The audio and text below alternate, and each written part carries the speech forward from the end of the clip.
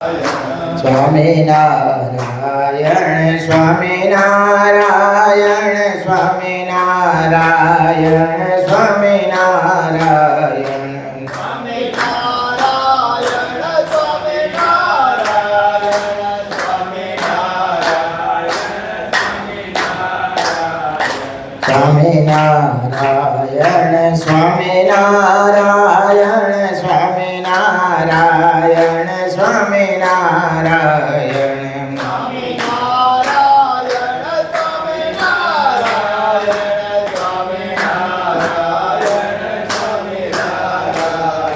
સ્વામિનારાયણ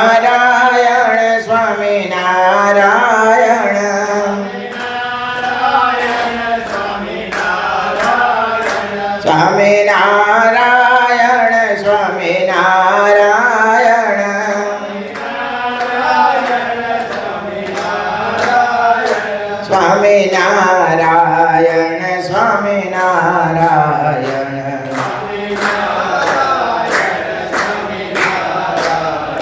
સ્વામિનારાયણ સ્વામિનારાયણ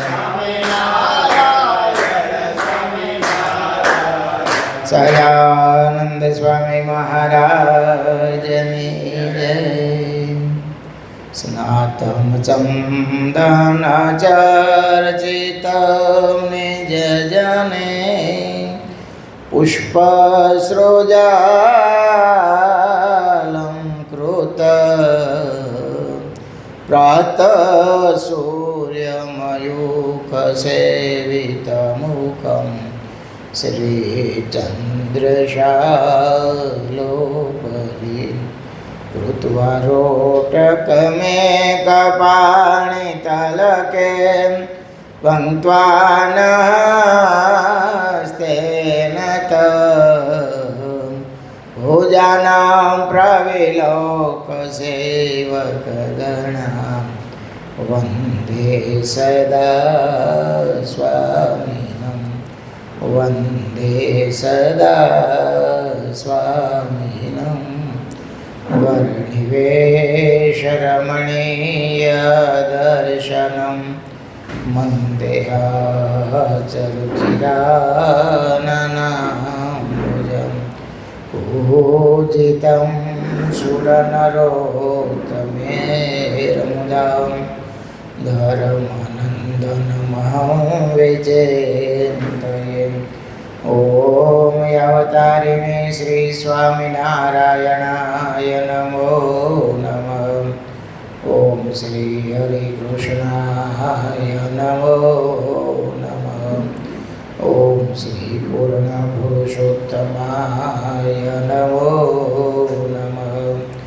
ઓમ સર્વેભ્યઃ સદગુરુભ્યઃ નમો નમઃ. સહજાનંદ સ્વામી મહારાજની જય. હરે કૃષ્ણ મહારાજની જય. સ્વામિનારાયણ ભગવાનની જય. વિક્રમ સંવત 2082 જેઠ વદ પડવો તારીખ 30/6/2026 મંગળવાર. આચાર્ય શ્રી વિહરીલાલજી મહારાજ રચિત શ્રી હરિરામૃત કળશ પેલો વિશ્રામ પેલો. મુકુંદાનંદાખ્ય પ્રગટ પ્રભુના પૂજક સદા નમો તેને નિત્ય મહત ગુરુ જાણે મન મુદા. વિરાજે વર્ણિન્દ્ર પ્રમુખ રેના સેવક વિશે કૃપાકારી ભારે અનંગય વિકારે દિલ દિશે. કૃપાકારી ભારે અનંગય વિકારે દિલ દિશે. સહજાનંદ સ્વામી મહારાજની જય. આપણે આગળનું ગાયું ફરી વાર સાંભળો. નમો મુક્તાનંદ પ્રભુ પદ તણા સેવક સદા મહાશાસ્ત્રાભ્યાસે વ્યર્થ ન ગુમાવે પળ કદા કરે વાર્તા જ્યારે સુરસરિત ધારા સમવહે કુસંગે સતસંગે સકળ જન ચિતે અતિ જય કુસંગે સતસંગે સકળ જન ચિતે અતિ જય સદાનંદ સ્વામી મહારાજની જય. ચાલુ કથાના પ્રસંગમાં ગઈકાલે આપણે આમોદરા ગામના કરશન લોહાના દીકરા જે મૂળજી એ ઘરનો ત્યાગ કરી અને ઝોલાપર ગામ આવે છે. દેવાળ દાહીને ત્યાં ખેતી કરે છે. ચોમાસાનો સમય છે અને લાડુની રસોઈ છે અને ધૂળના લાડુ એની મસ્કરી કરવા માટે એ લોકો વાળી અને ટોપલામાં ભરે છે. ભગત એ ભગવાન સાથે જોડાયેલા છે. ભગવાન એની લાજ રાખવા માટે ધૂળના લાડુ છે એ સૂરમાના કરે છે અને ભગતનો જીવ પાછો જાગૃત થાય છે કે ભગવાન મારા માટે ધૂળનું સૂરમું કરે અને હું સૂરમાની ધૂળ કરું છું. બસ મારે આ ભગવાનને ગોતવા. જસુબાઈને વિનંતી કરે છે, માં મને રજા આપો. કે છે કેમ બેટા, કાંઈ તારું દિલ દુખાણું, અમારી કાંઈ ભૂલ થઈ? અરે ના, આમાં તમારી કાંઈ ભૂલ નથી. તમે તો મારી સગી માને પણ ભૂલાવો એવો પ્રેમ વરસાયો છે, તો તને તકલીફ શું છે? બસ આ ભગવાન મારા માટે ધૂળનું સૂરમું બનાવે છે અને હું એના માટે સૂરમાને ધૂળ કરું છું. મારે ભગવાનને મળવું છે માં. અરે કાંઈક માંડીને વાત કરી તો ખબર પડે ને. પછી એને બધી વિસ્તારથી વાત કરી કે લોકોએ આવા રીતે ગારાના લાડુ બનાવ્યા હતા અને ભગવાને મેં ભોગ ધરાવ્યો તો મારા માટે ભગવાને ચૂરમાના લાડુ બનાવ્યા. માં હવે આપણું ઋણાનું બંધન આજે પૂરું થાય છે. દેવળ નાતાને રામ રામ કહેજો એમ કરી ત્યાંથી નીકળી પૂરા ભારતની યાત્રામાં પાછા વિચરણ કરે છે મૂળજી. પણ ક્યાંય મન શાંત થતું નથી. મોટા મોટા મહાત્માને મળે છે, કાંઈક ને કાંઈક એ જે સાત્વિકતા એને જોતી હતી, સાત્વિકતા એને મળતી નથી. ઘણા સિદ્ધિ યોગીને મળ્યા છે,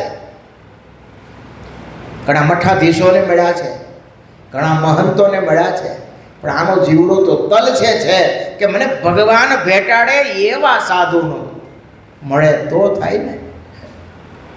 પદ પ્રતિષ્ઠાની એને કાંઈ પરવા નથી. સ્તુતિ નિંદા એને અસર કરે એમ છે ને, કારણ કે સ્થિત પ્રજ્ઞ મહાપુરુષ છે. ભલે કપડાથી તમારી ગ્રહસ્થ ન હોય પણ છતાંય મનથી દરિયાઓ દિલ છે અને અખંડ ભગવાન સાથેનો એક તાર જોડાયેલો છે. ભજનિક સંત પ્રમાણે જીવન જીવે છે. ગ્રહસ્થ હોવા છતાં ત્યાગીના કપડાં એણે હજી ધારણ કર્યા નથી, છતાંય અખંડ સ્મરણ ભગવાનનું કરે છે.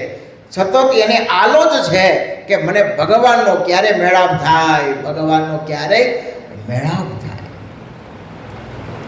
એ બહુ પરચામાં માનતા નથી, ચમત્કારોમાં પણ માનતા નથી. નકર એને ઘણા સિદ્ધો મળેલા. એક જગ્યાએ તો એક મહાત્માને મળ્યા અને 2-3 મહાત્મા એને આવ્યા અને ભેગા થયા અને કીધું કે અમારા ગુરુ છે ને એ 700 વર્ષની આયુ છે. કેટલી? 700 વર્ષની આયુ છે અને રાત્રે એ વાઘનું રૂપ ધારણ કરે છે. જો તમને એનો ભેટો થઈ જાય, મોટા ભાગી ગુફામાં જ રહે છે, પણ ક્યારેક જો ભેગા થઈ જાય અને તમને જો એ મંત્ર આપે તો એ મંત્રથી તમે આ ભવસાગર તરી જાઓ. પણ હવે ક્યારે ભેગા થાય, કેમ ભેગા થાય એ તો એની મરજી હોય તો થાય. પણ અમારા ગુરુ છે આવા સમર્થ. મૂળજેને એમ થયું 700 વર્ષથી આ સાધના કરે છે અને પાછો થાય છે વાઘ. અહીંયાથી પણ પાછા એ નીકળી ગયા છે. નકર લોકમાં નાનો એવો ચમત્કાર હોય ને, કેવો તો માણસોની લઈનું થાય. કોઈ ખાલી આમ હાથમાંથી કંકુ કાઢી દેતા હોય તો સાક્ષાત કેવા આવે? માતાજી ને, સાક્ષાત માતાજીનું સ્વરૂપ છે. કેલાલ જાદવગર કહેતા કે મેં કપડાં પહેર્યા નથી, કપડાં પહેરો તો મારો આ માણસો હમાય નહીં. અને હકીકત છે ને, હવે તો આમ ચમટી વગાડે ને ચમત્કાર ક્યાં બહાર છે બોલો. પણ છતાંય કહેતા આ બધી હાથ ચાલાકીના ખેલ છે. કામ નહોતા હો. બોમ્બેમાં એનો પ્રોગ્રામ હતો, અડધો કલાક લેટ થયા હતા તો એણે બધાના ઘડિયાળના સમય બદલી નાખ્યા. બોલો, એ કે તમારે ઘડિયાળમાં જો હું ટાઈમે જ આવ્યું છું. કેવી શક્તિ છે બોલો. એમ એને પેટીમાં પૂરી, તાળા મારી, સાકર બાંધી, હેલિકોપ્ટરથી દરિયામાં નાખ્યા. એ હજી સમુદ્રમાં નાખે આ પહેલાં સ્ટેજ પર પ્રોગ્રામ કરતા હું લાઈવ આવી ગયા. આવી શક્તિ હતી હો. એની ઘરે મેં થાળ કરી આવી છે. અને જ્યારે એ ધામમાં ગયા ને તે અહીંથી જ નીકળ્યા હતા ને અહીંયા ઊભા રાખ્યા હતા. પછી બાદશાહને કે હાલો આપણે એને હાર પહેરાવી. એ કહેતા કે આમાં છતાંય કાંઈ છે નહીં, આ બધાય હાથ ચાલાકીના ખેલ છે એવું એ માનતા. અને આ તો અત્યારે તો રોકડ જરાક થોડોક ચમત્કાર દેખાડે એટલે મહારાજ માણસને પ્રતીતિ આવતા જરાય વાર લાગતી નથી. ગયો એમાંય શારીરિક દુઃખ આવે અને દવા કરીને કંટાળી ગયા હોય અને રોગ કાબૂમાં ન આવતો હોય અને કોક એમ કહે કે અહીંયા જાઓ, ફૂંક મારીને તમને પાણી આપશે, કાં તમને દોરો બાંધી દેશે, કાં તમને આમ કરશે, તમને સારું થઈ જાય. તરત જાય કે નહીં? અને ન કરે નારાયણ સારું થઈ ગયું હોય તો એનો ફોટો ઘરમાં લાવે અને પધરાવે અને પછી ત્યાં દર્શન માટે થઈ જાય. ચાલો, ભગવાનનો ભગત હોય, ભગવાનની જેને નિષ્ઠા હોય એ કોઈ ચમત્કાર કે પરચામાં માનતા હોતા નથી. અરે મહારાજે તો ત્યાં સુધી વચનામૃતમાં હિંમત આપી છે કે અમને સર્વ કરતા હરતા જાણે અને ફાંસીની સજા હોય છે ને.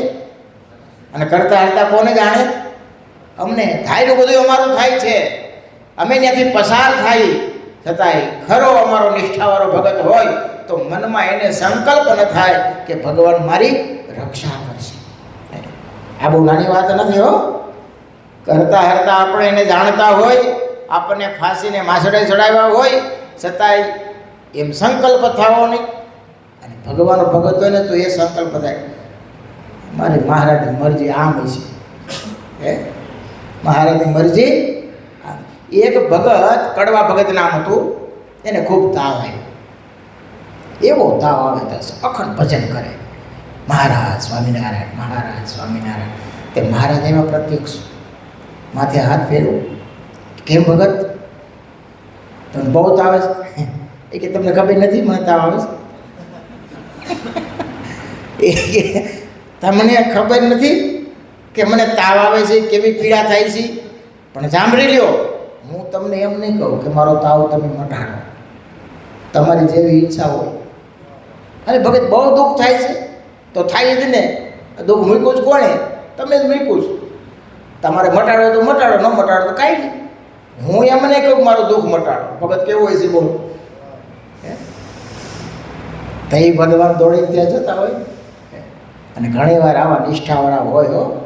આપણે કેશવ બાપા ઘીવાળા હતા, વેળાવા, એમના દીકરા ત્યાં આવતા. એનું બૈરું હા ઊંધું, એ કપડાં ધોવાનું એટલે પાછું ગાળા ધૂળમાં રોડ નાખે તો આ પાછા ફૂંકવી દે જાય, પાછા ધોવે બીજી વાર. આવું સારું એટલું બૈરું. કીધું ભગત તમને કાંઈ આમાં એ કે આપણે ભગવાનના ભગત છે, સેવા થાય ને એટલી બધી વાર સેવા મળે. રક્ષક જરા ને આપણે સામે આવા મહારાજ મળ્યા, હવે આ બધું છે એટલે પાર તો પારવું જ પડે. પણ આપણે એમાં કંઈ હરક્ષોક નહીં. કેવો હરક્ષોક નહીં. એવા હિંમતથી વાતો કરે ને હિંમત ભજન કરે હો, એમાં કોઈ એને વિક્ષેપ કરી જાય નહીં. નહીંતર માણસને થોડો ઘણો વિક્ષેપ આવે ને તો મન ચકરાવે ચડી જાય. ઘણા ભક્તો આવે અમારી પાસે કે સ્વામી કંઈક મહારાજને પ્રાર્થના કરો ને, અમારા ઘરવાળાને સદબુદ્ધિ આપે. કેમ? એ બહુ કંકાસ કરે સામે કેલા, એવું સરસ ભજન થતું હતું ને, હવે એ ભજનનું સુખ આવતું નથી સ્વામી. ઘરમાં થોડુંક કાંઈક શાંત વાતાવરણ થાય ને એવી કંઈક કૃપા કરો ને. તમે ત્યાં કૃપા કરવા જઈ. પણ કહેવાનો મતલબ છે કે થોડોક આ લોકનો વિક્ષેપ આવે અને મન વિચલિત થતાં વાર લાગતી નથી. પણ ભગવાનનો ભગત હોય એને દઢ નિષ્ઠા એવી હોય, એનો સદવિચાર એવો હોય કે કયું બધું મારા મહારાજનું થાય છે, એની મરજી છે એમ થશે. એને રાખવા હોય તોય ભલે અને લઈ જવો હોય તોય ભલે. મોજમાં રહેતો હોય, આનંદમાં રહેતો હોય. આવો ભગત હોય ને એ ક્યારેય દુઃખી ન થાય, ક્યારેય દુઃખી ન થાય. એને જ્યારે પૂછ્યું ત્યારે એમ કે કેમ છો? મજામાં. કેવું? ઉપર છેલ્લી વાત નથી હો, ખરેખર આનંદમાં રહેતો. આપણા ઘણા ભક્તો એવા હતા. એકવાર સંતો એક ચાલતા ચાલતા કોઈ વાડીએ ગયા. તે હરિભગતની વાડી, બપોરનો સમય છે. તે ભગત બરાબર જમવા બેઠેલા, ખાલી રોટલો અને પાણી અને મીઠું. તો કોઈક સંતો કીધું, ભગત આવું લુખું લુખું ખાવ? એ કે સામે લુખું ખાય, હરામ ખાય. તો ભગત પણ આમાં કાંઈ છે? અરે સ્વામી, હું તો બટકે મહારાજને જમાડું છું. એટલો રસ આવે, એટલો રસ આવે સ્વામી, હું એની વાત અમૃતનો ઓડકાર આવે સ્વામી. હવે આને કોણ દુઃખી કરીએ કે? એને શ્વાસે શ્વાસ ભગવાન ભેરા છે અને જે કરતા હરતા ભગવાનને જાણે છે એનો કોઈ વાળો વાંકો કરી શકતો નથી. થાય તો બધું મારે ધણીનું થાય બાપ. એક ગુણાતીતાનંદ સ્વામી તો ક્યાં સુધી કહેતા કે ગિરનાર જેવા પર્વત, કેવા? ગિરનાર જેવા પર્વત બે હાથમાં પાછીકાની જેમ ઉછાળતો હોય અને ધરતીથી 5 ફૂટ પાછો અધર ચાલતો હોય, આવો ઐશ્વર્યવાળો હોય, આવો ચમત્કાર દેખાડે તો એ સ્વામી કે એને જોઈને એવો સંકલ્પ થાય કે ભગવાને થોડુંક ઐશ્વર્ય આપ્યું છે તો વાપરે છે. કોણે આપ્યું છે? બાકી એનામાં કાંઈ છે એવું નહીં હો. આપણને તો નાનું મોટું થોડુંક કાંઈક હોય અને જો તરત સારું થઈ ગયું હોય, ગાગડાને બેસવું, ડાયટને ભાંગવું, તો પછી પ્રતિથી આવતા વાર લાગે નહીં. એમાંય ગ્રહસ્થને તો દીકરો ન હોય, મોટી ઉંમર થઈ જાય અને એ માનતાઓ ની બાધાઓ ની હાલ ચાલવાનું કોઈ દી હાલ્યા ન હોય, પણ ગઢડા વડતાલ સભ્ય સુધી ચાલતા જાય હો. નિર્જળા એકાદશી કરે, નિર્જળા આ ભગવાનની પ્રસન્નતા માટે કરે તો કાંઈ વાંધો જ નથી. ભગવાન રાજી થાય.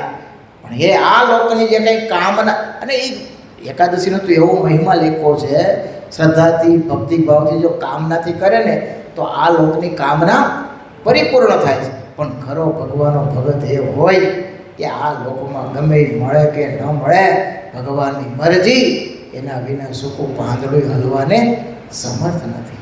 મહારાજ એવી મરજી. વધારે ભજન કરીશું. દેવજી ભગતને યાદ કરો. દીકરો હોયો જાય તો હું વિચારે ઉપાધિ. આપણે બોલવું સારું લાગે, છોકરાને કંઈક થઈ ગયું ને તો આપણે ખાવું ભાવતું નથી, હે ને? હેત પ્રીત તો અતૂટ હોય છે. કેવું હોય છે? અને સહજ હોય છે. કારણ કે એ કર કોને ચડાવી છે? ભગવાને ચડાવી. મહારાજ કે અમારે પરિવાર દાખલો જ ન કરવો પડે એવી કર ચડાવી લ્યો. સહેજે સહેજે હેત થાય. આનો કોઈ ક્લાસ હોય છતાંય કેટલું વાલ થાય. એમાં દીકરાનો દીકરો હોય, બધું બગાડે, ગમે કરે તો ગમે કેવું. કોઈ દી આમ ઘા કર્યો, તમે તિરસ્કાર કર્યો, બહુ થાય એમ કે એ તો બિચારું બાળક છે ને, બાળકથી ભગવાનનું સ્વરૂપ કહેવાય. કેનું? હા. ને સાધુએ તો થોડું કંઈક ભગવાનના ભગતે કંઈક થોડુંક કર્યું હોય તો તરત ચોટલી કિલો થઈ જાય, ઊભી થઈ જાય. કેવી? એ ભગવાનના ભગત નથી, છે કે નહીં? એ છે, પણ ઓમાં હેત છે. શું છે? વાલ છે, હેત છે. એટલા માટે મહારાજે વચનાવતમાં લખ્યું કે જેવું દેહમાં, કુટુંબ પરિવારમાં હેત છે એવું સંતોમાં ને ભગવાનમાં કરવું. તો મોક્ષ છે તો નથી ગયો. આપણે કરવું હોય પણ થવું જોઈએ ને. કરવું તો આપણે હોય કે ન હોય. આ દુનિયાની વિચિત્રતા તમે જુઓ. અમે ઘણાને પૂછે ને તમને સાધુ, અરે સ્વામી ભગવું કપડું દેખાય તો આમ આનંદ થઈ જાય. બહુ ગમે હો સ્વામી, સાધુ બહુ ગમે. પણ સાધુ થવું ન ગમે. હું ન ગમે એ આઘાથી હારા. કેવા આઘાથી હારા. આ બધી વિચિત્રતા છે હો. હવે કહેતા દૂરથી ડુંગર રળિયામાં બસ. ત્યાં પાછા અમને ઉપદેશ આપે, સ્વામી તમે તો ભાગ્યશાળીઓ આવી ગયા હો. તેનું કે ભગત તમને શું તકલીફ? અરે સ્વામી વાત પૂછોમાં એક હોય તો કહીને એક ખાંધી કે 13 તૂટે. કોઈ એને આમ દીધા હતા, પાછા એના 2 છોકરા હોય. આપણે એમ કહી તો ભગત આટલું બધું તકલીફ છે ને આટલું બધું દુઃખ છે તો એક છોકરાને સાધુ કરો. સ્વામી તો એના ભાગમાં હોય તો થાય ને, અમારે તો કરવો છે. એમ કે હું કે એના ભાગમાં હોય તો થાય. અને છોકરો જો સાધુ થવા તૈયાર થાય તો ઉપદેશ કેવો ખબર? ગાંડો થઈ ગયો છે પરોતભાઈ ઝીણાભાઈ ગ્રસ્ત મરે ભગવાન ભરતા ને અહીંયા ભગવાન નથી ભજાતા એવા ઉપદેશ શરૂ. એમાં હરિભગત એના દીકરાને રજા લેવી નહીં બહુ અઘરી હો. હજી ઓને તો તમે થોડુંક સમજાવી શકો, પણ આ તો આરો બધો સત્સંગ હોળીને પીને બેઠો હોય. હવે આને ઉપદેશ કેમ ગ્રહણ કરવો? આ અસર ન થાય ને. અને એવી મોટી મોટી વાતો કરે ને, એવા ઉપદેશ દે, એવું આમ ભાલ કરે ને સમજાવે ને, ઓલો છોકરો પાણી થઈ જાય. અને પાછો અમને મળતું કે સામે તમે તો બહુ ફાવી ગયા. શું થઈ ગયું? હા, સુખિયા થઈ ગયા. તારા છોકરાને સુખી કહીને એ અમે બરાબર છે. સ્વાર્થ છે ને, સ્વાર્થ એ છોડવો બહુ અઘરો છે. નથી છૂટતું બાપ, અને છૂટી જાય ને તો કામ થઈ જાય. એક હરિભગતનો પ્રશ્ન છે વચનામૃતમાં કે સ્વામી આ ત્યાગી જેમ તમારું અખંડ ભજન કરે છે ને વૃત્તિ રાખે છે, એમાં અમારે રાખવી હોય તો શું કરવું? મહારાજે બહુ સ્પષ્ટ જવાબ આપ્યો છે, તમારે બહુ જાજુ કંઈ નહીં કરવાનું. પૂર્વના જે સગા સંબંધી છે અને આ વખતના છે એને એમ વિચારી દેવા. પૂર્વના જે વિચારી દીધા છે ને એમ આ વખતના સગા સંબંધી છે એને શું કરવાનું? ફેર પડે એવું છે તો અખંડ વૃત્તિ ભગવાનમાં રહે લ્યો. કારણ કે હેતના પ્રવાહ જ્યાં ફંટાઈ જાય ને એમાં ચિત્ર છે ને સ્પષ્ટ દેખાય. તમે બેટરીને આમ લાઈટ ટીલડી પાડે ખબર? એમાં એક જગ્યાએ જો પ્રકાશ પડે ને તો ચિત્ર છે એ સ્પષ્ટ દેખાય. પણ આમ ફંટાઈ જાય ને પોળો થઈ જાય ને તો ઝાખું ઝાખું દેખાય, સ્પષ્ટ દેખાય નહીં. એમ હેતનો પ્રવાહ છે એ સંપૂર્ણ ભગવાનમાં જો વળગે ને તો ભગવાનનું દર્શન થાય, ભગવાનમાં હેત થાય. બાકી કારણ શરીરની વાસનાઓ ટાળવી બળવી મહા કઠિન છે. આ ઉપરના પંચ વિશે ખાલી આપણને દેખાતા હોય એ છૂટતા નથી, તો કારણ શરીર તો અજ્ઞાન અવસ્થા છે, એને ટાળવું. આ પાસ જે કાંઈ પીડા છે ને એ કારણ શરીરમાં પીડા છે, જે જાજુ ઊંધું સૂઝતું નથી. હવે એનો ત્યાગ કરવો, એને ટાળવું એ કેવું કઠણાઈ છે. એ મહારાજની મૂર્તિ સિવાય એ ટાળતું નથી હો. એ કૃપા કરે ને તો થાય. લાગી પડે શ્રદ્ધાથી, પૂરા ભક્તિ ભાવથી, મહારાજ સ્વામિનારાયણ, મહારાજ સ્વામિનારાયણ, તો કામ થાય હો. મૂર્તિ દર ભટકે છે, ઘણા તીર્થો કરે છે, પણ એને મન માને એવી ક્યાંય શાંતિ થતી નથી. ફરતા ફરતા એમ કહેવાય છે કે જૂનાગઢ આવ્યા છે, સિદ્ધનાથની જગ્યા છે, ત્યાં સિદ્ધનાથનો ધૂણો છે, ત્યાં આવ્યા છે અને વાત કરી કે ભાઈ તું છે ને ગોંડલ જા. કેમ ત્યાં? તો કે ત્યાં એક લોહલંગરી બાપુ છે. લોહલંગરી બાપુ એ કેવા? મૂર્તિને તો બધી ખેલ જ હતો. લોહલંગરી એને કહેવાય કે ગુપ્ત ઇન્દ્રિયમાં પેલું કડું પહેરે, એની સાથે સાકર લોઢાની બાંધે અને સાકર કેડે વીટે, એની કંઈ કહે છે સાધના, એ લોહલંગરી કહેવાય. એનું નામ છે જીવણદાસજી. બહુ પ્રતાપી સમર્થ પુરુષ છે. તું ત્યાં જા એમ કરીને એને કીધું. વળી એને એવા શું ચમત્કાર છે, એટલે માંડીને બધી વાત કરી કે જ્યારે એ સંત મંડળ સાથે ગોંડલી નદી છે, ગોંડલમાં ત્યાં આવ્યા, એક વૃક્ષ હતું, ત્યાં રાત્રિ રોકાણા. રાત્રિનો સમય થયો, થોડોક દૂર એક ખાલી જગ્યા પડેલી અને ત્યાં અચાનક મહેલ ચણાઈ ગયો, મોટો આશ્રમ, લાઈટો ઝગમગાટ.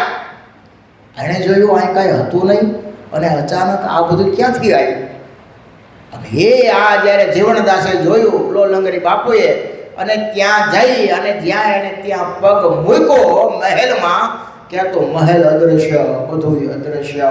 અને એક જ અવાજ આવે, માણસ ગંધાય, માણસ ખાઓ, માણસ ગંધાય, માણસ ખાઓ.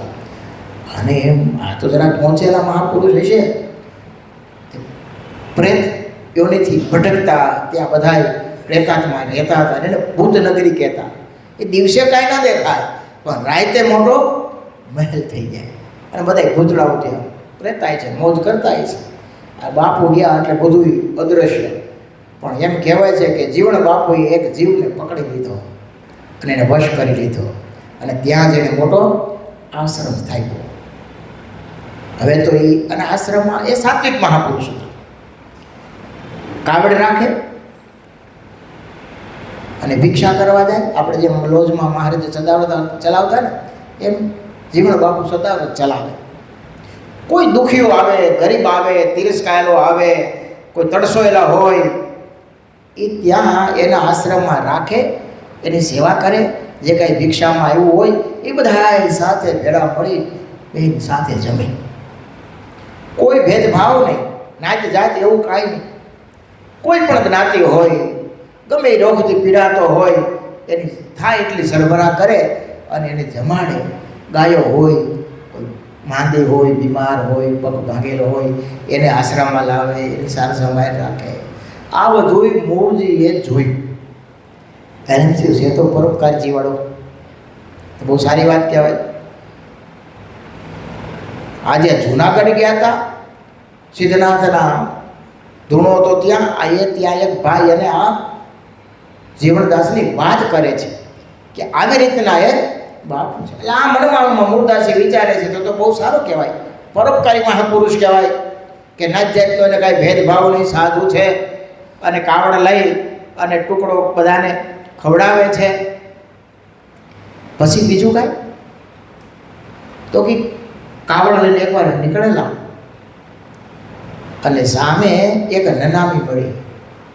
હવે કાવડ છે એ કામધેનું કહેવાય, એ ક્યારેક પાછી ન વળે. નનામી સામે નીકળે એટલે જીવણદાસે કોઈ દી નહીં આ વખતે પૂછ્યું એને કે આ કોણ છે? તો કે તમારી શિષ્ય જીવીબાઈ. અને હમણાં જ હજી મારે આશ્રિત થઈ, હમણાં જ આશ્રમમાં સેવા કરવા આવે અને આમ જતી રહી. નીચે ઉતારો, નીચે ઉતારો. અને નનામી નીચે ઉતારી, બંધ છોડ્યા. આ જીવણદાસે કાનમાં એને એક બે મંત્ર કીધા અને જીવી ગઈ બેઠી હતી.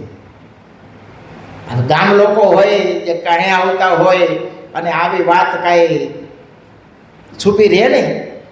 આખા ગોંડલ નગરીમાં આજુબાજુ ગામડામાં એમ થયું આ જીવણદાસ તો મહાસમર્થ છે, વચનસિદ્ધ મહાપુરુષ છે, અરે મળદા બેઠા કરે છે. આશ્રમ ધમધમવા લાગ્યો. એટલું તો નહીં, સારું કોઈ મૃત્યુ પામે ને તો ખબર પડે કે બાપુ એટલા વાગે નીકળે એટલે સામે હાલે અને જીવતા થાય અને બાપુનો ક્રમ પાછા વળે નહીં અને સામે કોઈને ક્રોસ થવા દે ને મળદા બેઠા કરવા મળે. આમ ઘણો લાંબો ઘટનાક્રમ ચાલ્યો અને પછીની જે કંઈ ઘટનાઓ ઘટી છે એ આપણે આવતીકાલે કહીશું. સહજાનંદ સ્વામી મહારાજને જય. સ્વામિનારાયણ સ્વામિનારાયણ સ્વામિનારાયણ સ્વામિનારાયણ.